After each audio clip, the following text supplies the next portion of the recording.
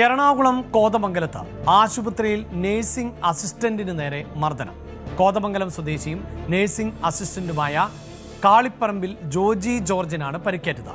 അടിപിടി കേസിൽ പരിക്കേറ്റ് ചികിത്സയിലുള്ള ആളെ കാണാനെത്തിയ തൃക്കാരിയൂർ സ്വദേശി അനീഷ് ആണ് മർദ്ദിച്ചത്.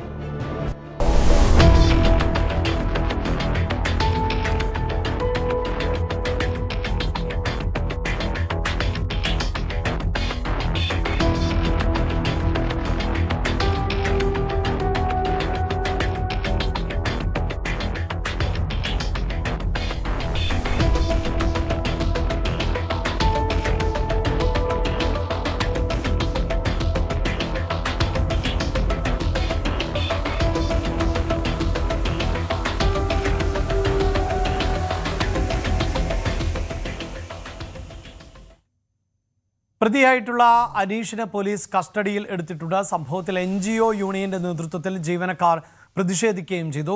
അകാരണമായാണ് ജോജിയെ മർദ്ദിച്ചതെന്നും പ്രതിക്ക് തക്കതായ ശിക്ഷ ഉറപ്പാക്കണമെന്നും ആശുപത്രി സൂപ്രണ്ട് ഡോക്ടർ സാം പോൾ ആവശ്യപ്പെട്ടു.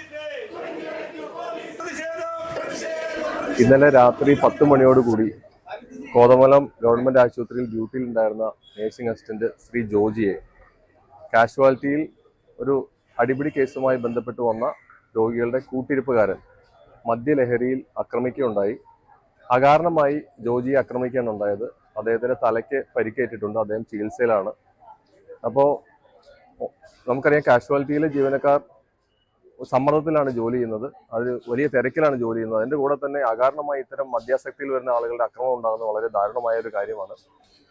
ഇതിനെതിരെ ശക്തമായ പ്രതിഷേധം രേഖപ്പെടുത്തുന്നു. ശക്തമായ പോലീസ് നടപടി ആവശ്യപ്പെടുന്നു. പ്രതി ഇപ്പോൾ കസ്റ്റഡിയിലാണുള്ളത്. അപ്പോൾ ഇത് സാധാരണ ഒരു കേസ് പോലെയല്ല, വളരെ ഗൗരവമായ കേസാണ് ഇത്. അതിന്റെ നിയമ നടപടിയുമായിട്ട് നമ്മൾ മുന്നോട്ട് പോകും. പ്രതിക്ക് തക്കതായ ശിക്ഷ വാങ്ങി കിട്ടുന്നത് വരെ നമ്മൾ ഇതിന്റെ മുന്നോട്ട് പോകുമെന്ന് അറിയിക്കുന്നു. അകാരണമായാണ് മർദ്ദിച്ചത് എന്നാണ് പറയുന്നത്. അതുമാത്രമല്ല, അടിപിടി കേസിൽ പെട്ട് ചികിത്സയ്ക്ക് വന്ന ആളിന്റെ കൂട്ടിരിപ്പിനെത്തിയ ആൾ എന്നാണ് അറിയാൻ സാധിക്കുന്നത്. എന്താണ് അവിടെ സംഭവിച്ചത് എന്നതിൽ വ്യക്തതയുണ്ടോ?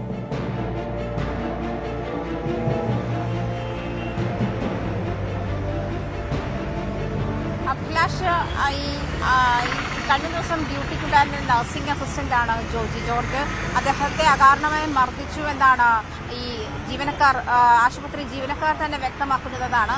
അതേസമയം തന്നെ അദ്ദേഹം പറയുന്നുണ്ട്, ഈ സാംപോൾ എന്ന് പറയുന്ന നഴ്സിംഗ് സൂപ്രണ്ടിന്റെ, മെഡിക്കൽ സൂപ്രണ്ടിന്റെ പ്രതികരണത്തിൽ നമ്മൾ കേട്ടത് ഇങ്ങനെയാണ്. അതായത് കാഷ്വാലിറ്റി ജീവനക്കാർ വലിയ സമ്മർദ്ദത്തിലാണ് ജോലിയെടുക്കുന്നത്. ആ ഒരു സാഹചര്യത്തിൽ ഇത്തരത്തിലുള്ള മർദ്ദനങ്ങൾ സഹിക്കാൻ പറ്റില്ല, അല്ലെങ്കിൽ അതിനെതിരെ ശക്തമായി മുന്നോട്ട് പോകും എന്നുള്ളതാണ്. അത്തരം ഒരു സമ്മർദ്ദത്തിൽ ഈ ജോജി ഏതെങ്കിലും തരത്തിൽ ഇദ്ദേഹത്തോട്, അതായത് മദ്യലഹരിയിലായിരുന്നു അനീഷ് എന്നാണ് വ്യക്തമാക്കുന്നത്, അങ്ങനെ എന്തെങ്കിലും പ്രൊവോക്കിംഗ് ആയിട്ടുണ്ടോ, സാഹചര്യങ്ങൾ ഉണ്ടായിട്ടുണ്ടോ എന്നുള്ള കാര്യത്തിൽ വ്യക്തതയില്ല. അത്തരം കാര്യങ്ങൾ ജീവനക്കാർ അത്തരം കാര്യങ്ങളോട് പ്രതികരിക്കുന്നില്ല. എന്നിരുന്നാലും ഇന്നലെ അവിടെ അടിപിടി കേസിൽ പരിക്കേറ്റ് എത്തിയിരുന്ന, കാഷ്വാലിറ്റിയിൽ എത്തിയിരുന്ന ആൾക്ക് കൂട്ടിരിപ്പുകാരനായി എത്തിയതാണ് ഈ തൃക്കാരിയൂർ സ്വദേശി അനീഷാണ്. മദ്യലഹരിയിലായിരുന്നു. അനീഷാണ് ഈ നഴ്സിംഗ് അസിസ്റ്റന്റ് ആയിരുന്ന ജോജി ജോർജിനെ കയ്യേറ്റം ചെയ്യുന്ന ഒരു സാഹചര്യത്തിലേക്ക് പോയത്. അദ്ദേഹത്തിനെ മർദ്ദിക്കുകയും ചെയ്തു. അദ്ദേഹത്തിന്റെ തലയ്ക്കും ചുണ്ടിനുമാണ് പരിക്കേറ്റത്. അതുമായി ബന്ധപ്പെട്ട് തന്നെ നേരത്തെയും ഇതുപോലെ ഈ ആശുപത്രി ജീവനക്കാർക്കെതിരെ ഉണ്ടാകുന്ന ആക്രമണങ്ങളിൽ വലിയ പ്രതിഷേധമായിരുന്നു സംസ്ഥാനമൊട്ടാകെ ഉണ്ടായിരുന്നത് നമുക്കറിയാം. ആ ഒരു സാഹചര്യത്തിൽ തന്നെ ഈ ജീവനക്കാരുടെ നേതൃത്വത്തിൽ ഇന്ന് പ്രതിഷേധ യോഗം സംഘടിപ്പിച്ചിട്ടുണ്ട്. അതുപോലെ NGO യൂണിയന്റെ നേതൃത്വത്തിലും പ്രതിഷേധം സംഘടിപ്പിച്ചിട്ടുണ്ട്. പ്രതിക്ക് ആവശ്യമായ, അതായത് ഈ തെറ്റിന് അർഹമായ ശിക്ഷ തന്നെ നൽകണമെന്നുള്ള ആവശ്യം ഉന്നയിച്ചുകൊണ്ട് തന്നെയാണ് ഇന്നലെ അനീഷിനെ പോലീസ് കസ്റ്റഡിയിലെടുത്തിട്ടുണ്ട്. ഇന്നലെ വൈകിട്ട് 10:30 കൂടിയാണ് ഈ ജോജിയെ മർദ്ദിക്കുന്ന ഒരു സാഹചര്യത്തിലേക്ക് പോയത്. CCTV ദൃശ്യങ്ങൾ അതിൻ്റെ പുറത്തായിട്ടുണ്ട്. ആ CCTV ദൃശ്യങ്ങളിൽ വ്യക്തമാണ് ജോജി മർദ്ദനത്തിന് ഇരയാകുന്ന സാഹചര്യം, അനീഷ് ജോജിയെ മർദ്ദിക്കുന്ന സാഹചര്യം വ്യക്തമാണ്. എന്തായാലും അനീഷിനെ കസ്റ്റഡിയിൽ പോലീസ് എടുത്തിട്ടുണ്ട്.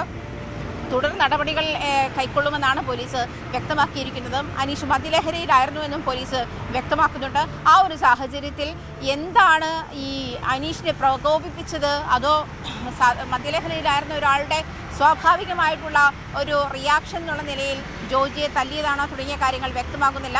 എന്തായാലും ജീവനക്കാരനെ മർദ്ദിച്ച സംഭവത്തിൽ വലിയ പ്രതിഷേധമാണ് കോതമംഗലം താലൂക്ക് ആശുപത്രി ജീവനക്കാരുടെ ഭാഗത്തു നിന്നും ഉണ്ടാകുന്നത്. എന്തായാലും പ്രതിയെ അർഹിക്കുന്ന ശിക്ഷ നൽകുന്നത് വരെ അവർ പ്രതിഷേധവുമായി മുന്നോട്ട് പോകുമെന്നാണ് അറിയുന്നത്. അഭിലാഷ്, ഇതിലിപ്പോൾ നമുക്കറിയാം, ഈ സംസ്ഥാനത്ത് ആദ്യമായിട്ടല്ല ഇപ്പോൾ വന്ദനയ്ക്കുണ്ടായ ദുരനുഭവമൊക്കെ കേരളമേറെ ചർച്ച ചെയ്യപ്പെട്ടതാണ്. ആശുപത്രി ജീവനക്കാരുടെ സുരക്ഷ ഇപ്പോഴും ചോദ്യചിഹ്നമായി മാറുന്നു എന്നതുമാണ്. ഇതിലിപ്പോൾ ഈ പരിക്കേറ്റ നഴ്സിന്റെ ആരോഗ്യസ്ഥിതി എങ്ങനെയെന്നതിൽ വ്യക്തതയുണ്ടോ?